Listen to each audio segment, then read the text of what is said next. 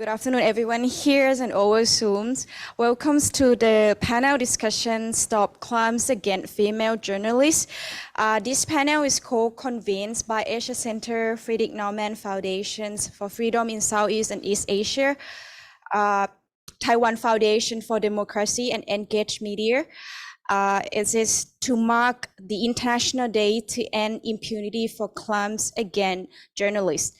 So you are going to hear from our speakers who are journalists from Cambodia, Indonesia, Philippines, and Thailand about their experiences and what they and their others female journalist colleagues have faced in their respective countries. So my name is Nalin Latin Oms, Program Coordinator at Asia Center, and I will be your Master of Ceremony today. So before we kick off the event, I would like to inform you that we are now live on Asia Center Facebook page. So please feel free to share the live links with your colleagues. And also let me remind you of our Zoom meetings guidelines for the Zoom participants. So participants over Zoom will be muted throughout the sessions.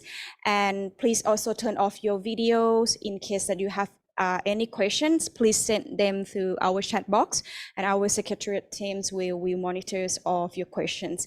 And please check out our updates in the chat box. And next slide, please.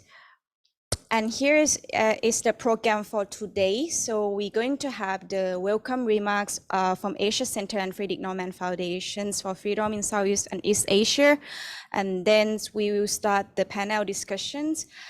And after that, at around 4:30, we are going to turn the floor to the Q&A sessions. And we hope to wrap up the event with closing remarks and most importantly, the group photo shootings at around 5 p.m. And without further delay, now I would like to invite Dr. James Gomez, Regional Director of Asia Centers, to deliver his welcome remarks.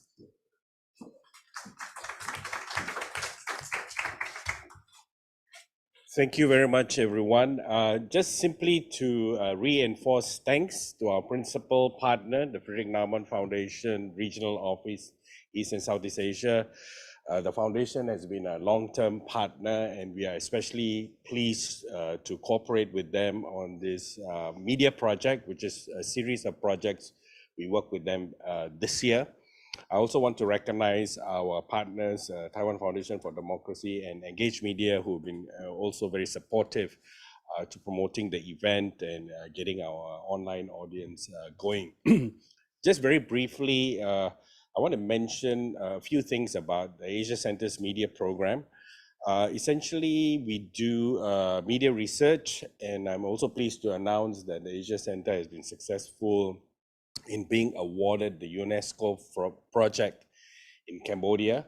So starting this month, we have a one-year project to undertake the media development situation in Cambodia, together with UNESCO and the Ministry of Information in Cambodia.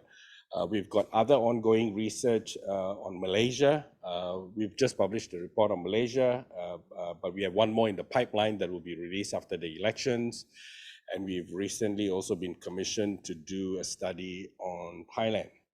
Apart from that, we are also engaging in training, not so much of capacity building training for journalists, but really media literacy training.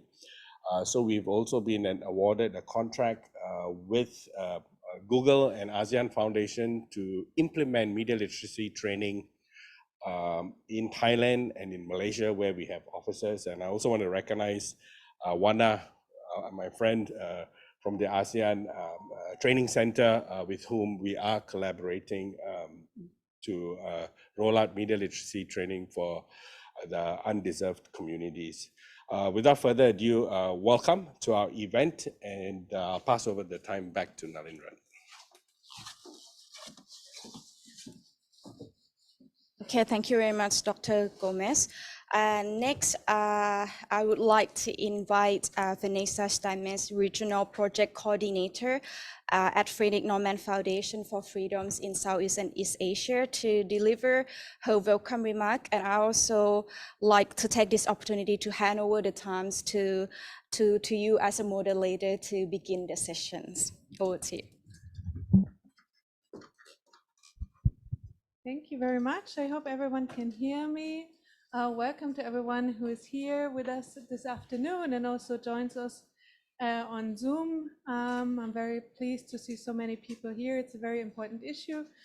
And yeah, my name is Vanessa. I'm Regional Project Coordinator of the Friedrich Naumann Foundation for Freedom, which is a German political organization who is working around the world basically for our values such as democracy, also media freedom, human rights, and prosperity.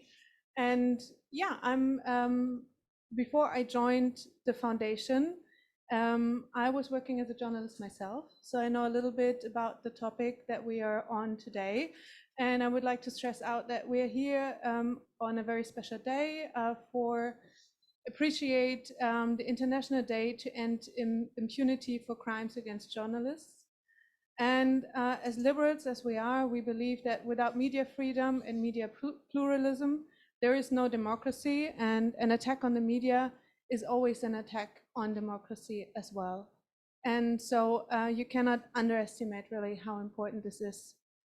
And yeah, to break it off a little bit, as a female journalist myself, I can say that hate speech and gender-based violence against journalists is not an issue that is just here in the region or that could be found just in specific parts of the world. It's also a big topic in Germany as well.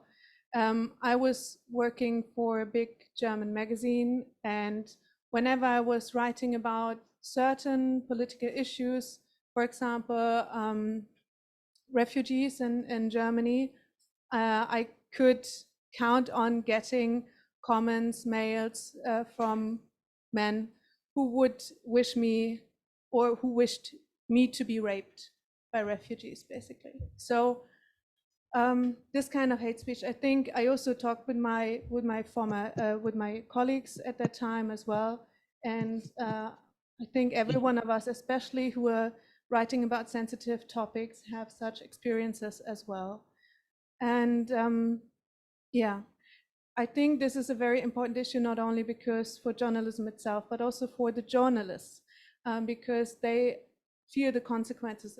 It's not that it's just that you can just wash it off, some mean, nasty comment that you get on the internet, but it can lead to depression, it can lead to anxiety, and it also can lead to self-censorship on the side of the journalists as well, which is a shame and should not be the result of reporting on sensitive issues. And the message behind those threats are, or even violence, are very perfidious. Women and minorities should not have a public voice. Threats of sexual violence and other methods of intimidation threaten the diversity of voices in the media. And it doesn't always stop at threats. That's also, I think, important to say. In a survey by Reporters Without Borders, they interviewed women journalists or female journalists in 112 countries, and they asked them whether they had experienced gender-based violence. And of those surveyed, reported 84% said they experienced sexual harassment, 30% said they experienced sexual assault, 27% said they were threatened with rape, and 7% of them were actually raped. And so yeah, let's talk about the experiences. And I'm really looking forward to hear also from our panelists today. We have two colleagues, I would say, in this room today. I'm very happy to have you here. I will introduce you very briefly. On my right, this is Wenika Wichaiwatthana from Thailand.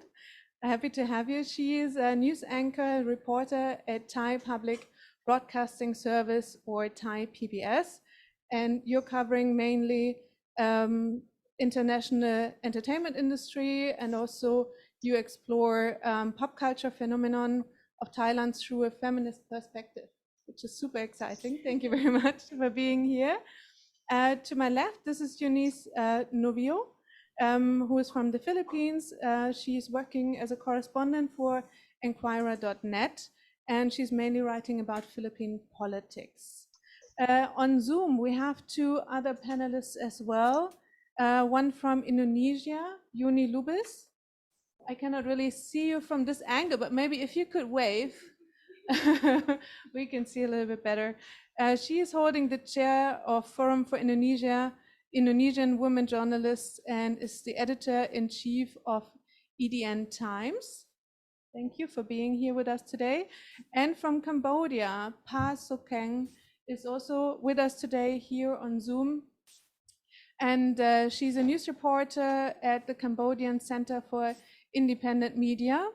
And she is covering sensitive issues such as politics, land dispute, conflict, gender, worker strikes, corruption, and so on. All right. And to kick it off, I would hand over to you, Wenika, and very looking forward to it. Thank you.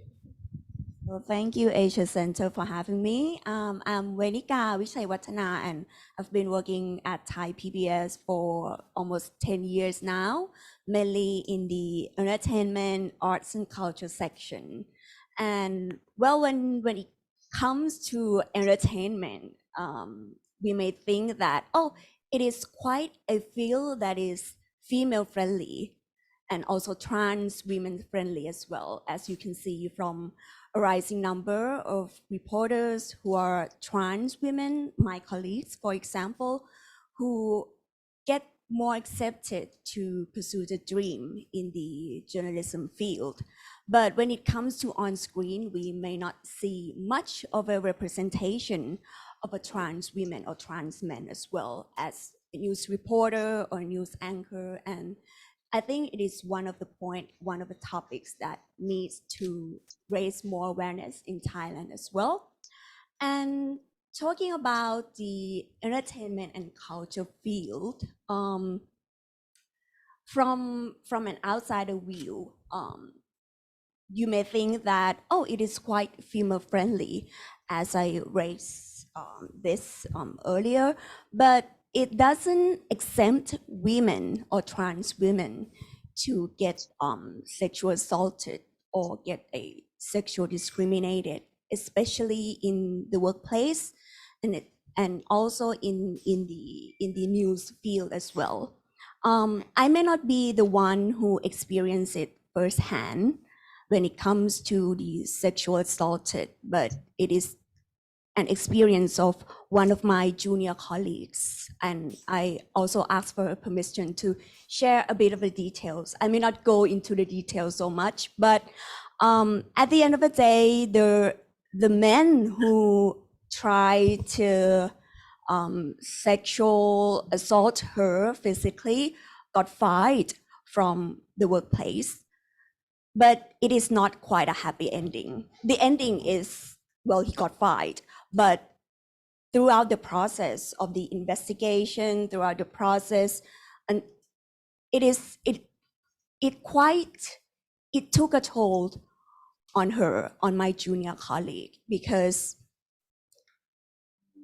when it comes to the workplace in Thailand, in many places in Thailand, we still believe that the people in the junior position should not be vocal too much, especially when it is female. There's still some belief that the younger generation should obey the older generation. So when bad things like sexual discrimination or sexual harassment happen, women are expected to be silent, which is quite sad.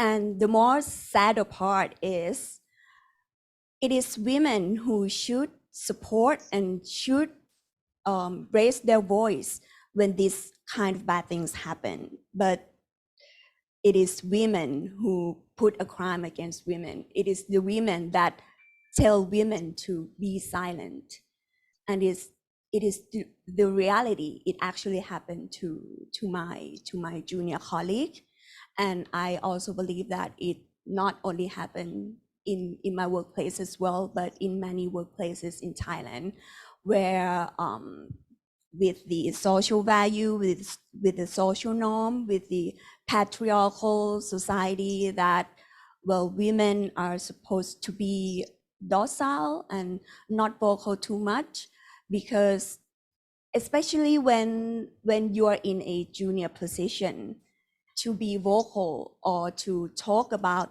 this straightforward, it could affect your career path.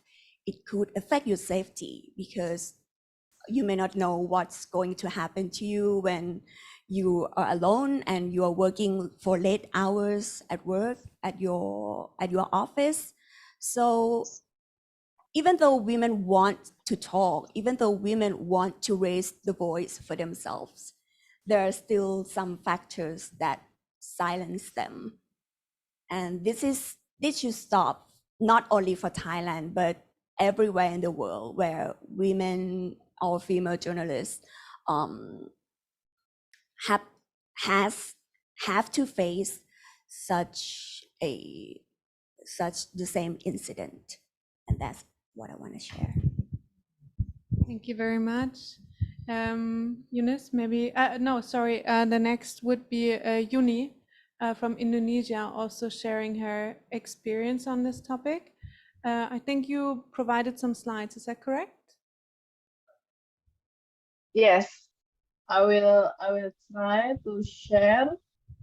Still disable participant screen sharing. Can I share my slide? First, thank you so much for Asia Center for having me. I think this is really great initiative and timely to discuss about crimes against female journalists. Okay, let me try to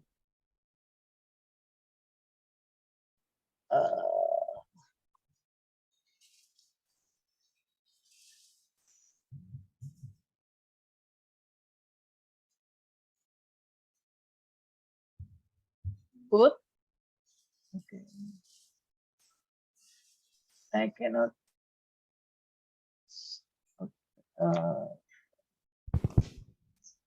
Looks good. One. Yeah, we can see it now. Okay. Okay, this is basically I will kind of like 2 minutes run through this, because this is just the data for Indonesia experience. First, I think if we are talking about crime against female journalists, I know that a lot of female journalists in many countries, in Pakistan, India, in China, even I think in Malta, was also in Russia, facing being criminalized and even murdered, and especially in the country that has no democratic system. But probably one of the very famous example is a good friend of mine, Maria Ressa, from Rappler. I can say she is my good friend because we were together building Rappler in Indonesia in 2014. She was a good friend since Maria was working for CNN International, covering Indonesia in 1990s. So, okay, my name is Lubis. Basically, I cover every issue.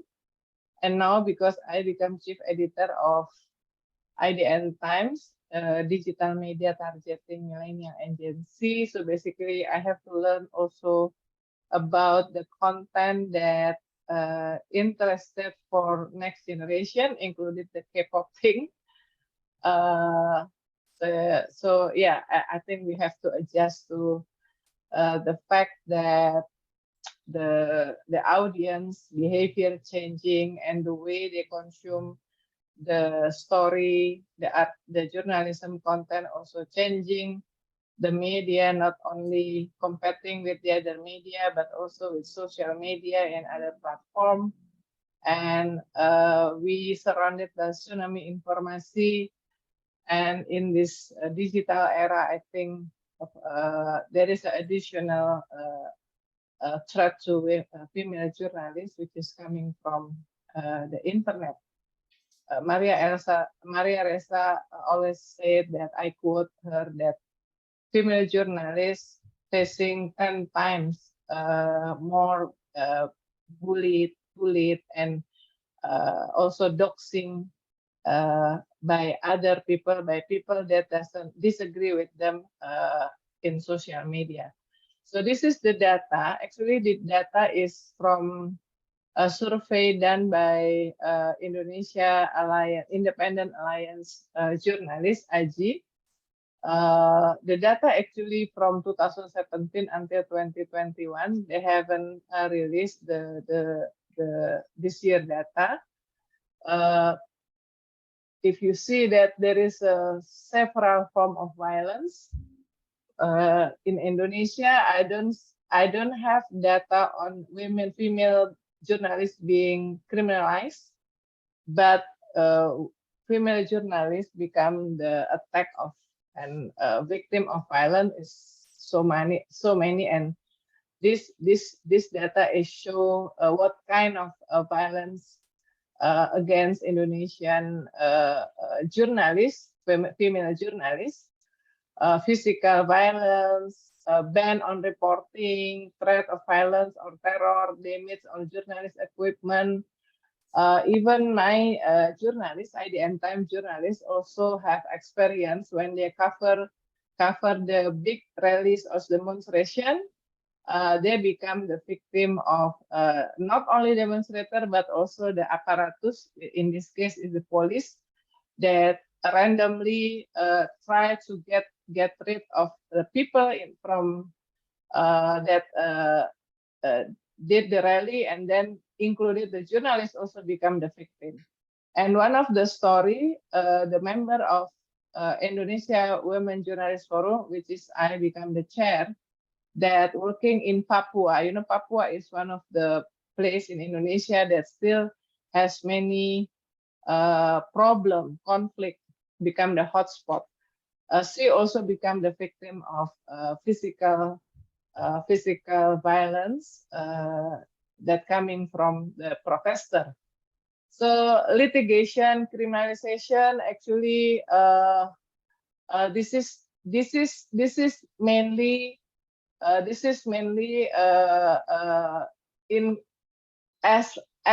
because of their covering, their story, especially the story related with the corruption. Then the mass mobilization attack on the editorial office, verbal intimidation by state office. Then there is censorship, threat, deletion of journalist work product, detention, civil lawsuit, digital attack that happen, terror and intimidation, confiscation of equipment, legal prosecution, murder, that still happen, but so it's still happen until the last year. And this is in digital domain, violence experienced by female journalists in digital domain. The survey or research done by PR2 Media, you can see that this is my last slide actually. Women or female journalists experience wiretapping, monitoring of telephone and or internet conversation by third parties, hacking, interception of phone calls, message account, receive threat of physical violence to murder, had their personal information related to domestic or of professional life uploaded by other without consent, or we call this as doxing. receive insults related to ethnicity, religion, race, become a target of misinformation, defamation, and so on. So this aid is based on the research is facing by female journalists in Indonesia. I think the last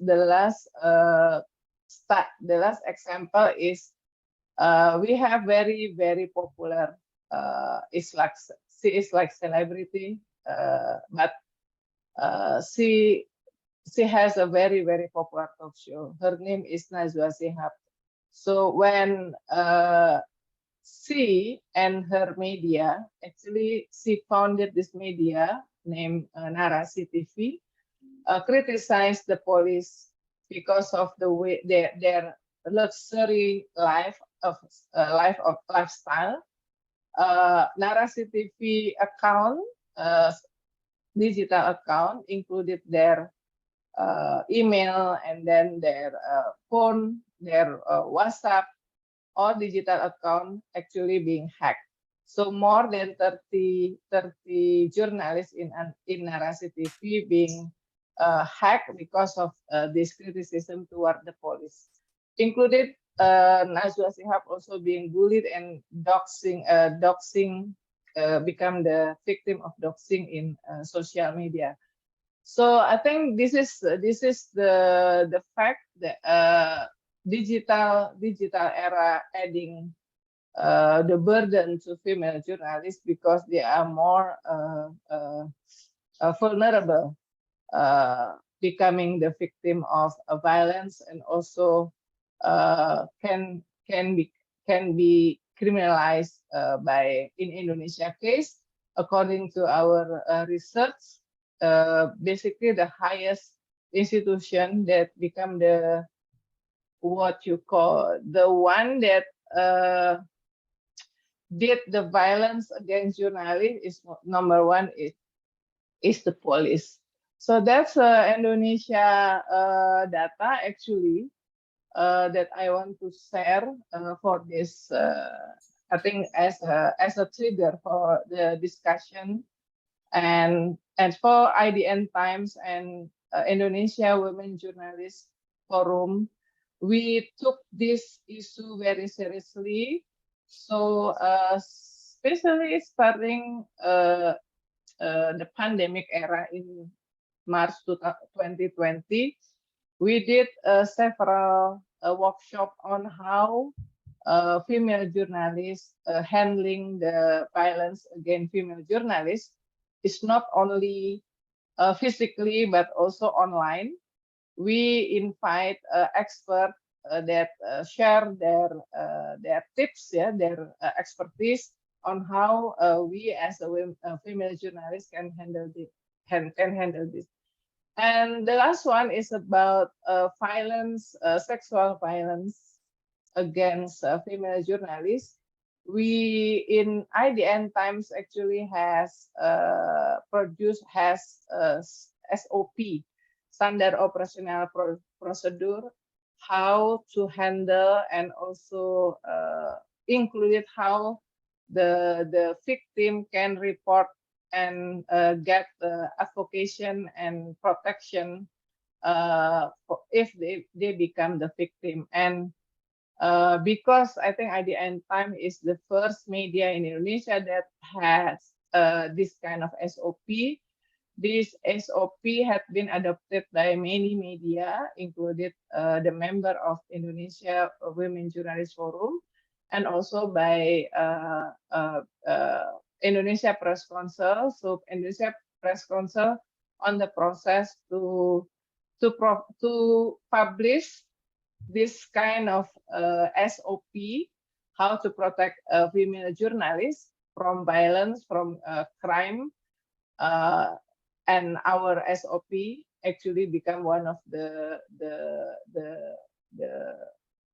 source of the information to create the SOP. So I think that's the introduction from Indonesia experience. Thank you very much, Uni. Now the microphone is working. Great. Thank you very much for your insight and the data. And I'm really looking forward maybe also to ask you later on a little bit more about your experience on how to handle threats on social media, especially. Maybe that can be of use of many of our viewers today and our participants here. And also I think you're right, Maria Ressa is a very good example also because she speaks very openly about the threats of raping again and murder and also abducting her online are significant. But on the same hand, we can see how important her work is, especially in the Philippines. She was awarded with a Nobel Peace Prize for it. So yeah, she's a very prominent figure who also has a lot of experience in this field. Without further ado, Eunice, would you like to share your experience as well? Sorry.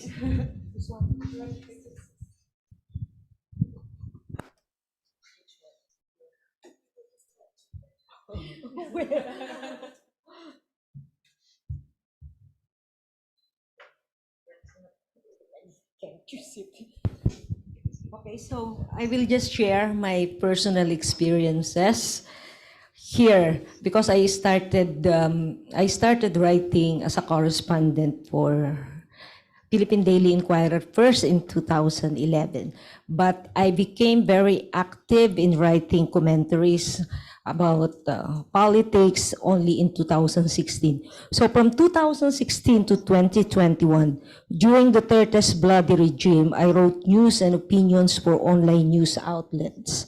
My articles were syndicated and quoted by other international news outlets like The Nation and Asia Times, among others. So from UN scams, drug wars, killing, rigged elections, I covered them as correspondent.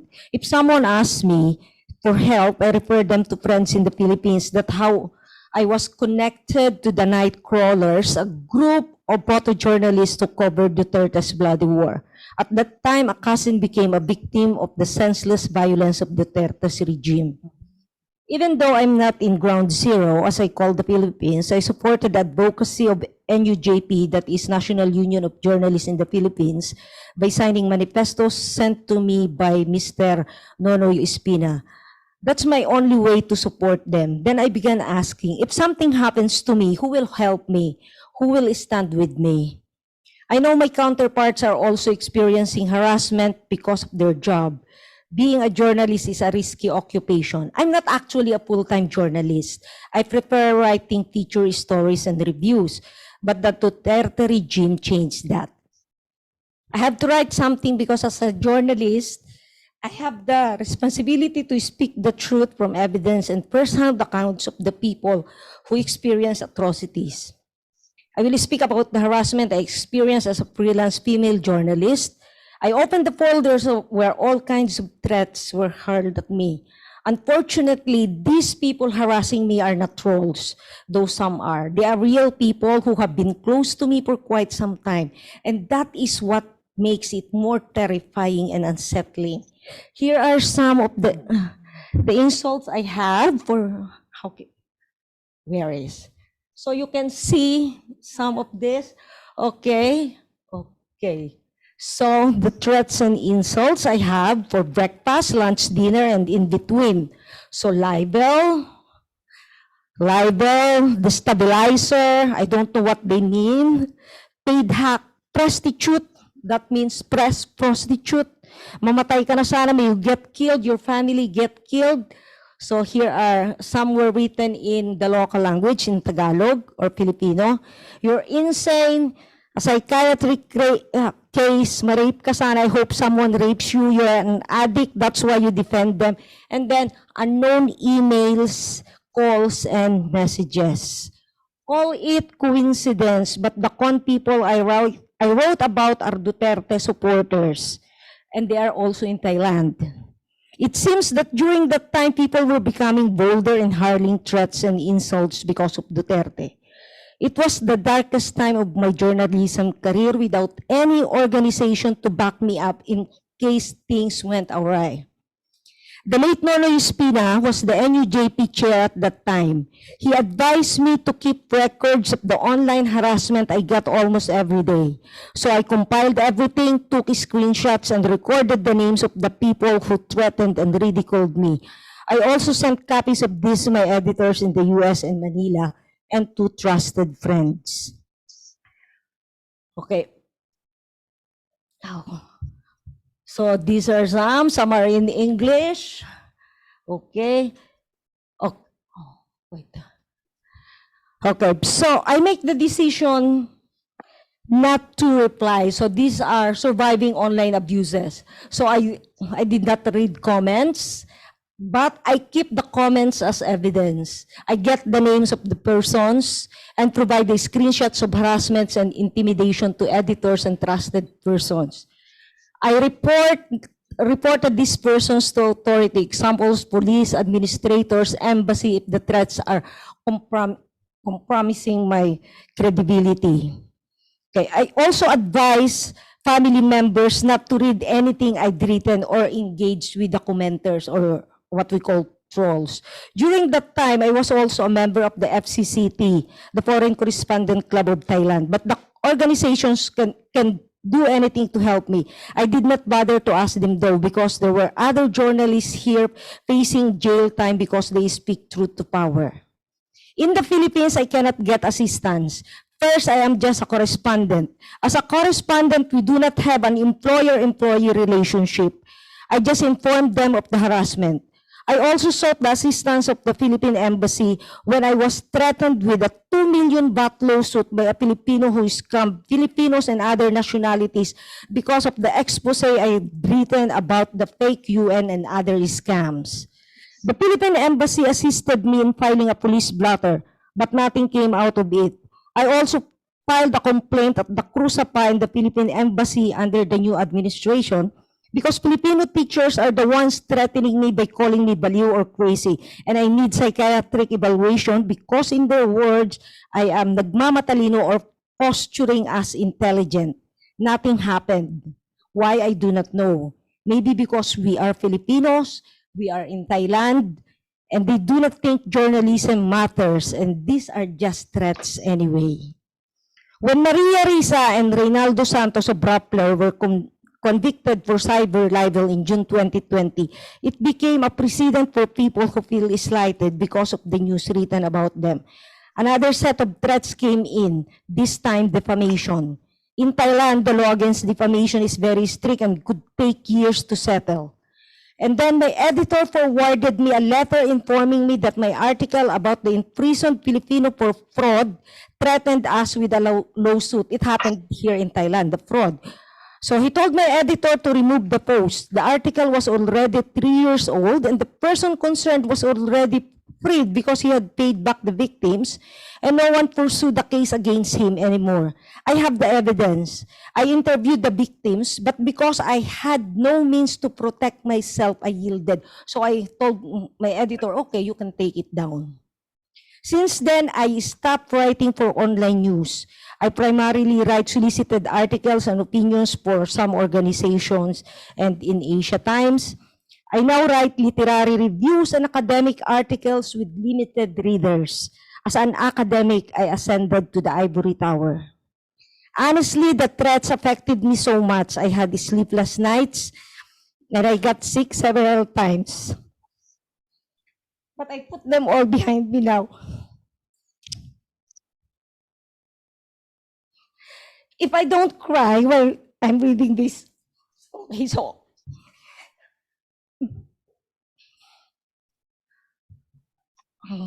that means I still care. I'm not discounting my experiences as not serious. But I still feel lucky that I'm here with you and I can say it all. We have all different ways of coping. My experiences were not as brutal as my counterparts in Asia have suffered. Will I ever write about the atrocities of Marcos Duterte regime? Perhaps I will. I just hope that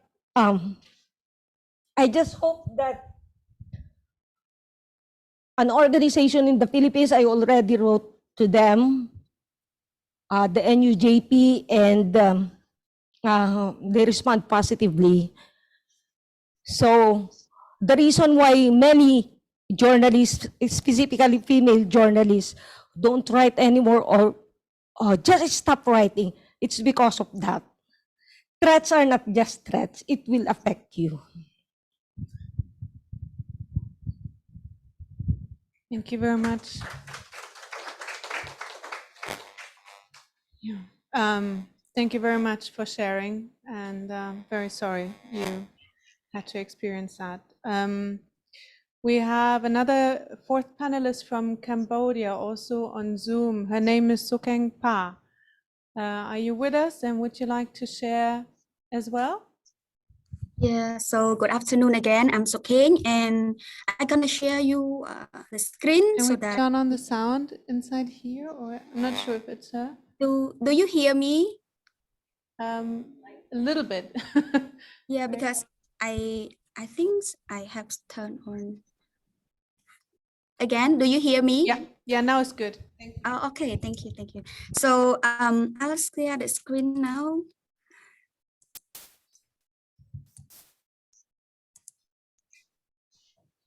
Excuse me, do you see my screen? Yes. Okay, thank you. So today I take the topic of related to how female journalists work in Cambodia, and also the reason why there are just fewer of them who are working in this sector. So I'm gonna share about the role, the challenge, the expected solutions, and my second suggestion. So here, in Cambodia, we believe that the journalists, the female journalists, take an important role because they gonna spread the information, spread the news which are related to many sensitive issues, including gender issues, political issues, environmental, and even female journalists can work very closely and effectively with some context and with some kind of issues with male. Also accept that without female journalists help, it gonna be like some of information, and even like they gonna face some like problem as well. Since as I am the female journalist as well, I saw that when I work at the field and how like women journalists or how the men journalists communicate with authority who are mostly men, we also like communicate and also get different results as well. And those we believe and we actually see that the accurate or the exact situation or condition really need female journalists in the country, but we still see that the number of journalists or the number of female journalists in Cambodia are still limited. So what are the reasons? According to Ministry of Information in Cambodia in 2021, the total number of Cambodian journalists are around totally 5,000 members. But the thing is that just only nearly 500 women, or we can say around 9%. So nowadays, the update information just in the end or in the late of October, they are the update number. They said that it's almost 10,000. But the thing is that the female journalist is not yet updated related to the number, whether like how many of them been increasing. And another point that we focus a lot here is that how many how many female journalists who are working for independent media, and how many of them who are working on the sensitive issues like corruption, like political issues, environmental, or human rights, are the things related to democratic. So we still cannot see the number. We still cannot suppose the accurate or approximately things of this. And I just take an example in my department, VOD, in the department of CCIM. Around 30 members, 30 staff, or 30 journalists, there are only 3 female journalists, including me. And the other 2, they like gonna engage or work a lot related to the sensitive issues, as I mentioned. So the number that lead to the problem, it is can be a call, or can be communicate, or can also provide the myth or something related to the communication, or something that people always ask to us as the female journalists as well. They ask like, oh, why the number is still limited? Why this? Why that? Why don't women join? Or why don't women engage like this, like men? Because we see that around 10, just only 1 female or something. When we go to work for on the field and we communicate or just like call for the source or something like that. So the first case is related to family, because I believe that as I myself and even some friends, we usually like discuss the thing like, oh, the reason that push us to feel scared or afraid to engage ourselves with this sector. Like the first thing is like family seem not support for us to work in this sector. And the reason is like they worried and they heard a lot of the news that when the girl or women who are working for this sector seem not safe and can face with many problems. And it seems like you will be in a risk situation a lot, because you may face with the conditions which are totally somehow very bad, somehow go too far from home, and kind of face some situation that cannot be trusted about our safety or something. And second one is about the time. Working in journalism sector, it seems like we cannot make sure that our time, like we start work at 8 o'clock or something, and then we finish our work at 5 in the evening. We cannot like ensure like that, because it according to it is up to our work situation, our like timetable, or our condition of the we call it as the quality and quantity of things as well. So somehow we stay late, not just somehow, I mean, we stay late at night a lot. And especially the day, for instance, like I as the MC or as the lead of the news for in some day of the week. So I have to lead that new, like we introduce some information, and then our team just follow up with information to the detailed one. So we have to lead it until it ends. Sometimes, yes, 8 o'clock or something over that at night, we just ready to be home. So it is challenging for us as well. And another one, I think it's also the main point which also make us feel it can be like somehow hurt to someone feeling, or somehow can be touching to ourselves. It's like about threat and harassment during our field work or field duty. Some local authority, when they see us as the women who are working at the field, sometimes they straighten us. They say some word which make us feel pressure.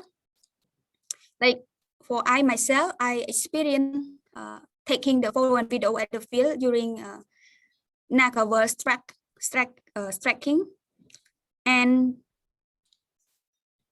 the authority come to tell me like to delete the photo and video, and it's time it is at the public, and I know that according to the press law and also the supporting law, we can take the photo, the video, we can work and run our role because we haven't done anything wrong. So I asked the reason that why do I have to delete like that, because I try to communicate in so things communication as we female one, but they said no, because if I don't delete those photo and video, they can now point out on me and like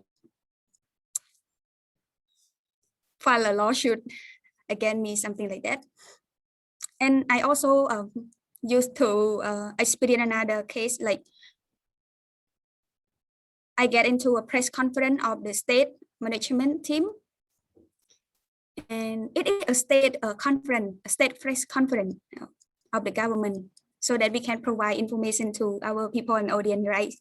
But the thing is that when I get in, they ask me where am I from, about my institution, organization I work, like that, and I mentioned about my organization. They said they don't allow me to be in. It's also like the thing that affect to our role and our work. Another point is like when we work on those sensitive issues, we feel unsafe a lot, to be honest, a lot, not just during our work, but also even after work, even when the way home or something like that. We worried that the people who are affected, or for instance, if they are the powerful one in the society, and when we broadcast about their negative thing, we worried that they will think that we become their enemy or something, or they want to interrupt our like situation or our work. So we also worried a lot, because when we go to the field, sometimes some strangers just walk around, take the photo of our face very closely, the way they look at us. Yeah, so even those challenges, like we worry about sexual harassment, and it even happened to some journalists in Cambodia. Yeah, the carry and the safety, as I mentioned. And some, when I talk to them, or like we discuss, like they gonna mention that what if they report? So after report, then what? Then what they get? Will there be any solution to them? If no, why do they have to report? They just mentioned that. So it a kind of thing that it still be the question. So for the solution, we wish to see, like, we just wish that the society, both authority and people around, respect women and our youth, and stop all form of discrimination, and especially the thing that again female journalists, because when we work in this field, we already like kind of sacrifice a lot of things as well, because we work in the sensitive issues or work in the independent media. We know that it actually maybe affect or impact, but we still want the society to have the well informed, to get the balanced information. So yes, and we wish that the authority, the government, or related institution take actions, care about us, focus on our security. And I believe that if they are women journalists, especially if they have young kids in the family, or if they are having to care a lot of their family member like that, they all want to see that the security is being ensured and being cared from their institution, organization they are working on, and the other related institution. So yes, besides we also want to see like the local, regional, international also provide a legal support, not only just the statement or something when there are impact or affections on female journalists, but we also want to see the practice related to their action plan and how they're gonna treat female journalists because when their legal support, when the actions happen, we believe that it can be better. It can be better, and that the commit for the better thing in our society, especially people who are working in journalism sector. And the last slide is about message and suggestion. So some authority mentioned that they have never seen any complaint from the female journalists. But I just want to mention that there's no complaint. It doesn't mean that there's no single case of the harassment, of the being threatening or something. Because if those female journalists face it with authority, they may think it is useless to report or file a lawsuit like that. And so once again, law and practice should and must be provided in the society, and make it accordingly. For female journalists, we believe we have done our role, our job well, and we try to make it happen as our professionalism. And we also strongly encourage everyone, related organization or something, to come with the best for us, so that we can see the increasing number of female journalism in our sector. And yeah, they will be kind of having strong commitment and well-being in order to make it happen and make a better change for democratic and for good governor in our society as well. Thank you so much.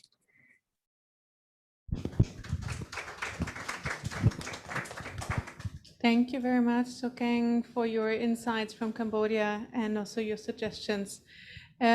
Before I open the floor for questions to everyone, and also please, if you're joining us on Zoom, if you have a question for our panelists, please type it in the chat. And yeah, I will try to pass on your question and let it be answered. My first question would be, towards Eunice. Again, referencing to what you mentioned before, mechanisms on how to handle those threats, because especially from Eunice, we heard today a lot what she already tried to do to deal with it, right? I mean, you filed reported lawsuits, you were looking for help from the embassy, from so many places that you can think of. And Eunice, at the same time, we also heard that it's often not only the harassment also comes from the authorities at some point. So it's really hard to tell who you can turn to. What would be your advice to Eunice, for example? What more can she do? Okay, first, I'm really sorry about the condition that experienced by Eunice. It's really related with some of the experience facing by the member of Indonesia female journalists, because some of them on a freelance status like Eunice. Therefore, when they face the threat, the violence against them, there is no company that can protect them, because I think there is no employment responsibility from the media company to protect the freelancer. So from our experience, that's also become one of the reasons why 14 years ago the Indonesia Female Journalism Forum founded, was not only to make sure that the professionalism of female journalists in Indonesia enhanced, but also to advocate female journalists that have experience like Eunice experience or in any kind of threat or violence. Because I think I fully agree that I think that the corruption case, the political situation, polarization during the election, and then the natural resources related mining, illegal mining, coverage, all this kind of stuff is become the potential case that if the journalists, in this case, women, included female journalists, cover that and investigate that, show to the public, to the audience, how bad the situation, that's when the bullying, the threat is coming. And in digital era, the bullying even harder. It's not only journalists facing the libel suit or criminalized, but also being bullied and doxing in internet. So I guess my suggestion is, I don't know, in Indonesia, there is the objective of the all women female journalist organization or Indonesia Women Journalist Forum. The second is we have press council here that quite independent actually, because actually according to our press law is independent towards the government, but still that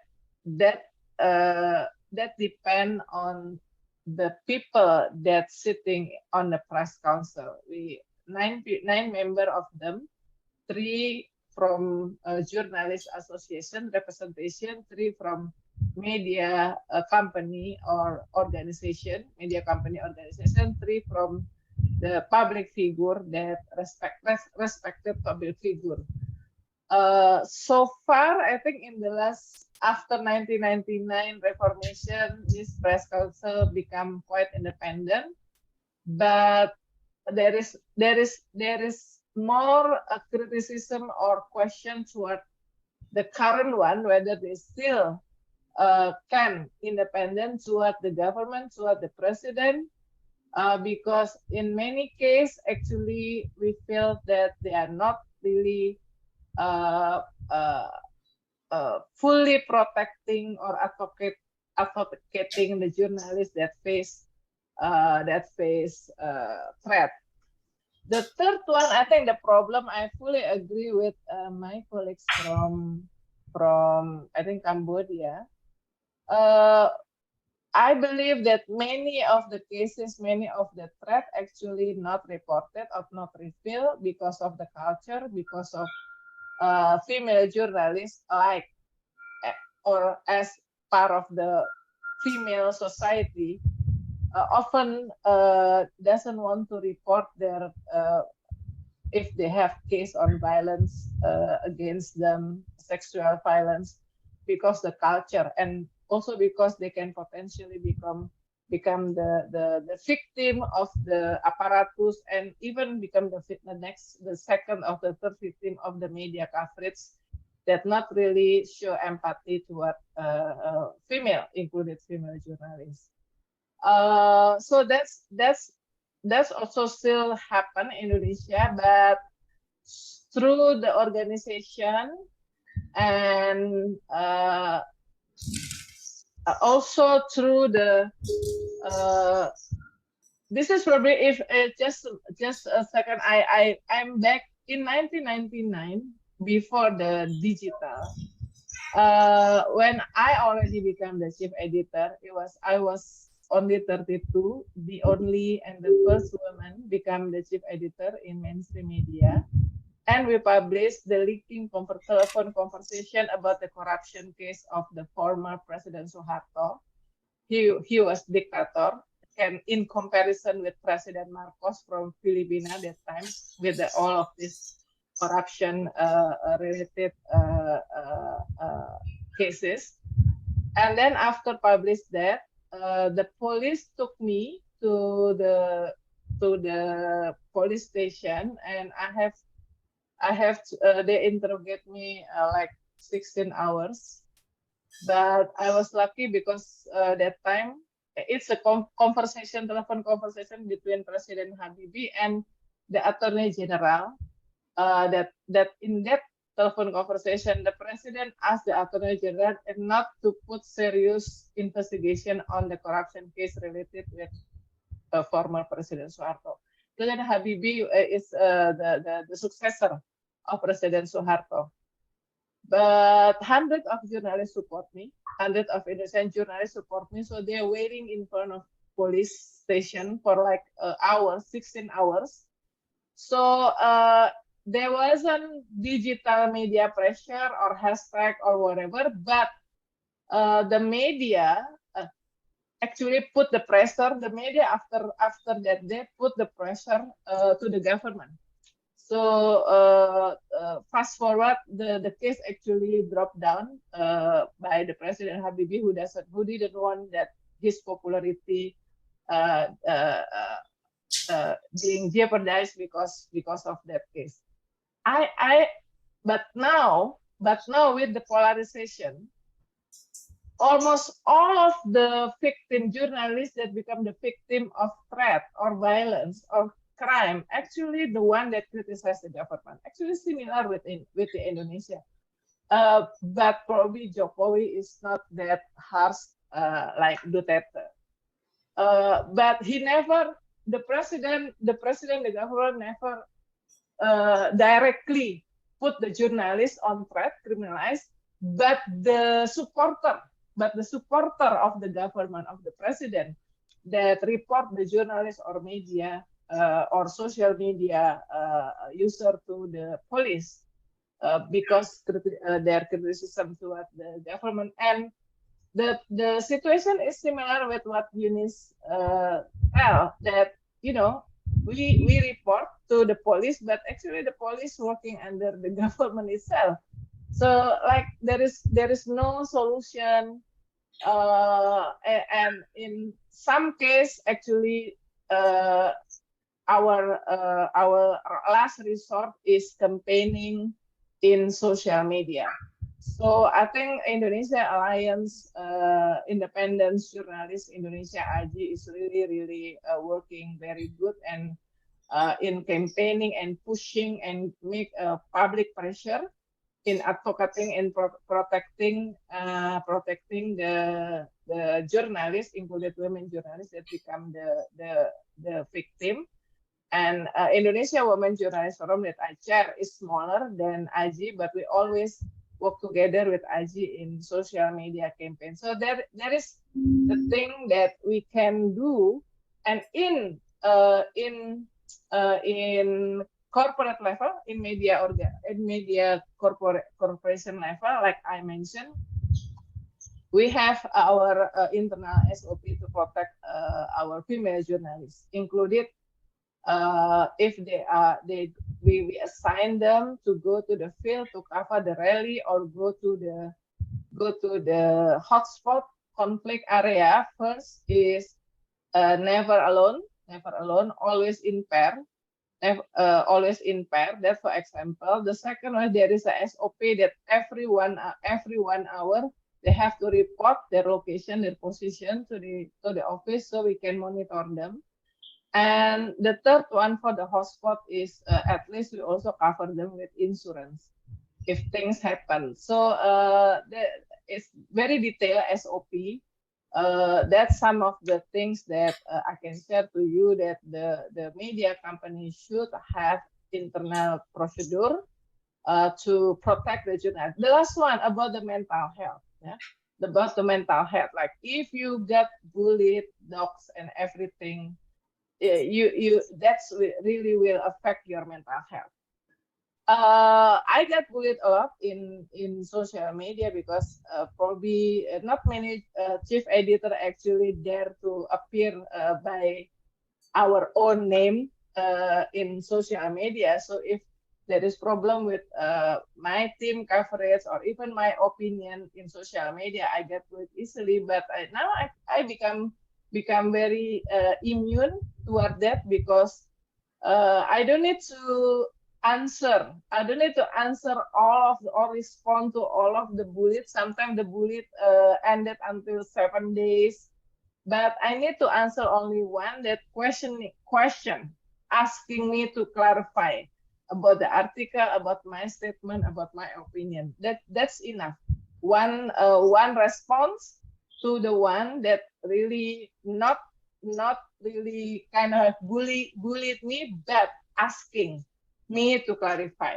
So that's what I did. But for my team, I can understand that not all of them really have that I don't know. It's maybe because I'm already in more than 30 years in journalism, but so for the team, especially the younger team that got bullied, got threat, and then become trauma, depression, IDN Times also provide mental health counselor. So we are the only media in Indonesia that actually have our internal mental health counselor. We hired them 3 years ago. So the company actually also give the facility mental health counselor to the employee, included journalists that experience bad things, included violence against them. So that is my experience, and also some of the solution that I can share to you in Indonesia experience, included especially IDN Times and Indonesia Women Journalists Forum. Thank you very much, Uni. I have some points here which I would like to reshare. So please make sure that you take care of your mental health and also your physical health, but also public pressure is one of the last resorts to keep fighting for yourself, and also hopefully your network will help you as well. And yeah, and not engage with bullies too much, or not at all. Don't feed the trolls. That's always a good advice, I think, in any situation, basically. There is already a question in the audience.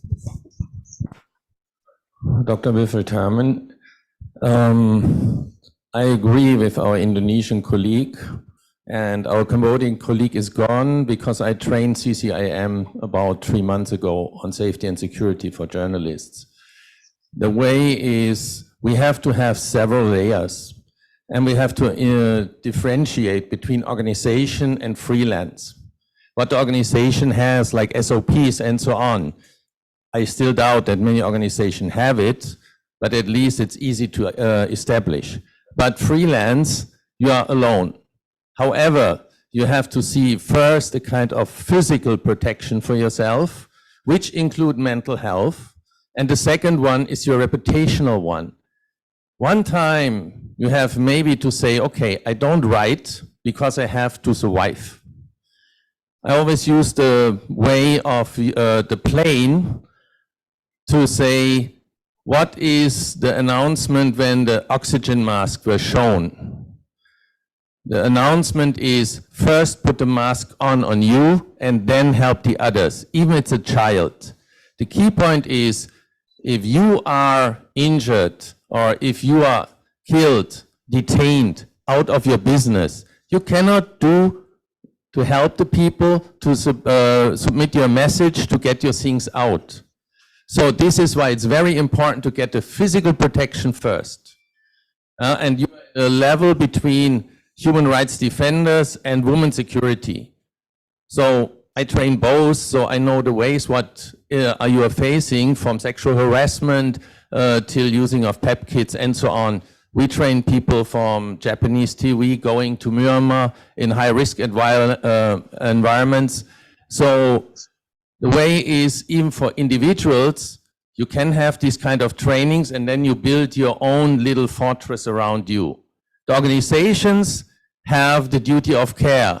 They should do, and you can force them by simply kick the country director, the HR people, because they have the duty of care for their employed journalists. If they don't do, you have the right to clean up your house first before you go out and give your message against others. Thank you. Thank you very much. Very useful advice. We have another question in the audience as well? Thank you. Thank you very much for sharing, all of you. All of the questions, with all due respect, I'm quite new with the media, being threatened with all the violent threats and the acts. May I ask, first of all, are they equally for male and females journalists being threatened in terms of like writing political news or non-political news? Are they equally being in the same shoes or situations? And secondly, I really consider one of the cases that not totally a journalist, but more of the movie star. She's a public figure and she's being attacked by an entire society. Luckily, she's rich, so she could afford hiring a good lawyer and then, you know, have them go to the court, prosecute. And it calmed the situation down. People start to stop bullying her on the cyber.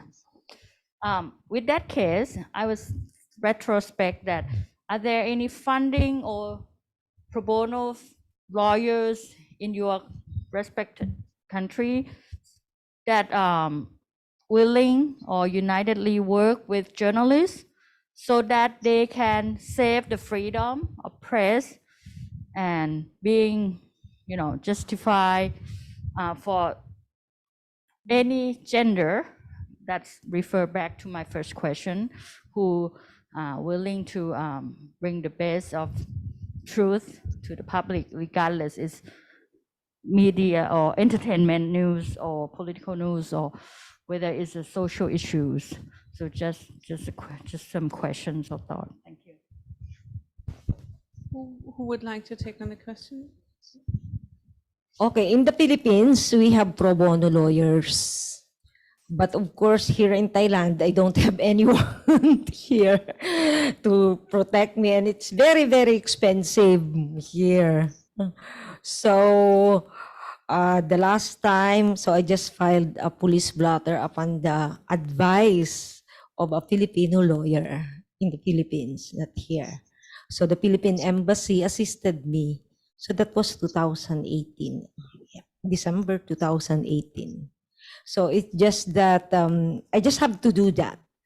So, but of course you can, the situation here in Thailand, if both of you are of the same nationality, they won't really do anything about it, right?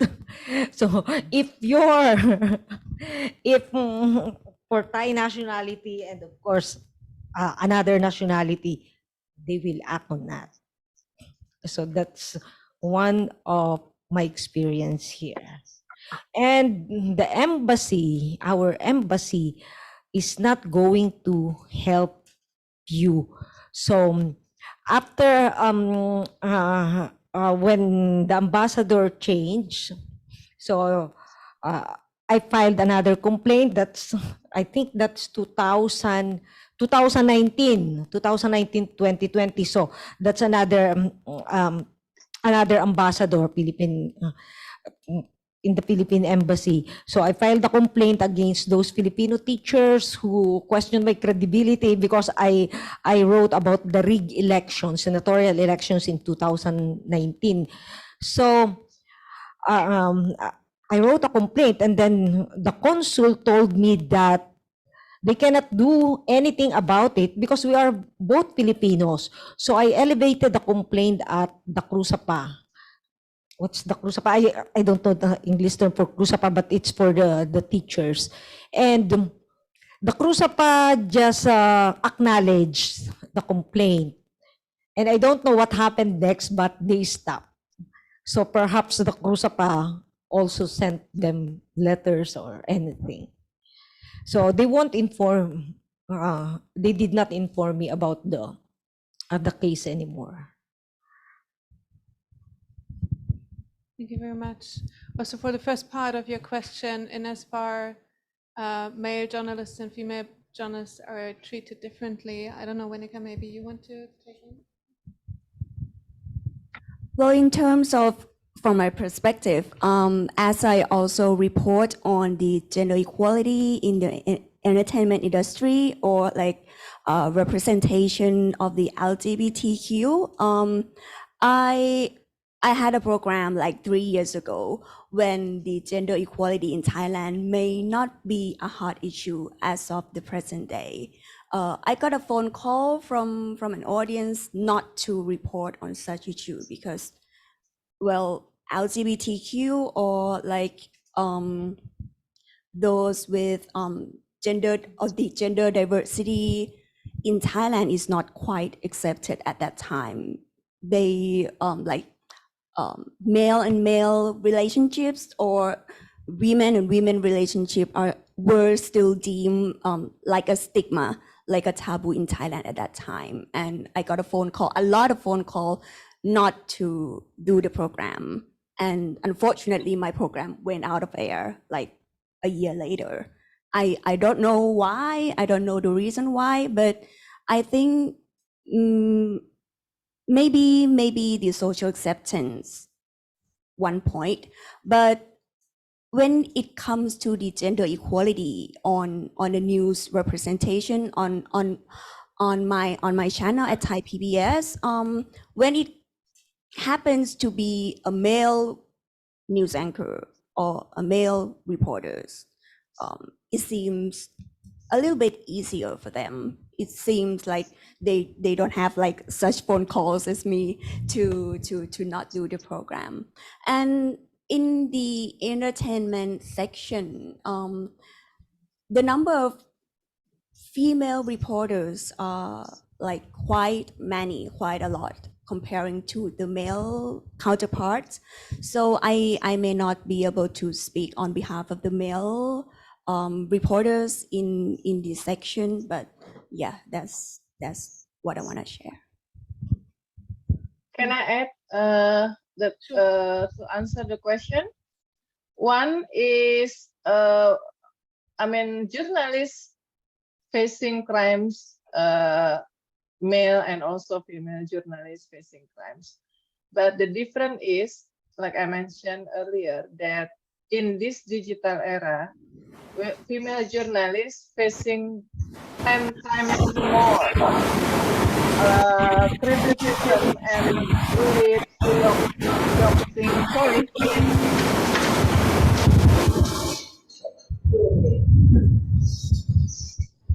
It's there is a noise.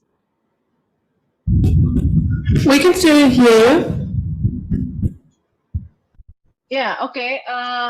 The women, female journalists facing 10 times or even more threat in the digital era in comparison with male.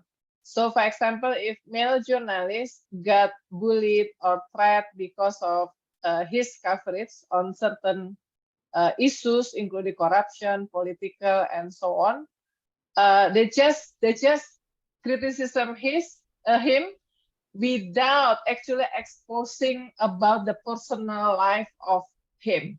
But if the article published and or wrote by a female journalist often facing the threat to be exposed her private life and that kind of, so that makes a difference. So female journalists get more potential or threat in digital. The second one, in Indonesia, we have a press legal aid service. That's thank God of this. Basically, in almost all of the province, initiated by Indonesia Press Council since 1999, we have a press legal aid service that can help the journalists that facing threats to be criminalized by anybody that dissatisfied with him or her coverage. So this actually comprise young lawyers, and they work pro bono, and the press council also train them to become the the expert witness in the court. So that's I think the good things that happen in Indonesia. But again, not all of the journalists wants to follow through all the process, because if the journalists report back the perpetrator, the journalist also facing the intimidation from the one that we report. So most of the time, the journalist the case kind of like stop in the middle of the process, even though actually we have system that can support the journalist to have free legal aid services.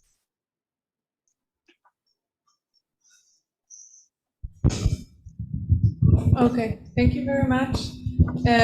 If I may add from my perspective, just from working in Germany as a journalist, it's all true what has been said. Of course, the quantity is different, but also the content of the threats is different, because women are much more attacked with hate speech that is part of sexual violence or gender-based violence. So, as I mentioned, the rape threat is really something that every woman has experienced, and I don't know any male colleague who was threatened with such thing.